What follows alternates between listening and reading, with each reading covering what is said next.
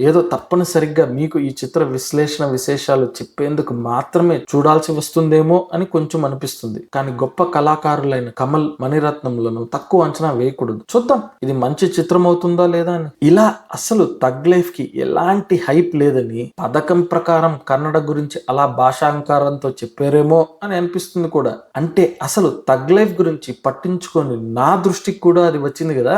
అయినా ఆయన ఏ దురుద్దేశంతో అలా చెప్పలేదు అని వాదిస్తున్నారు. మరి క్షమాపణ చెప్పొచ్చు కదా.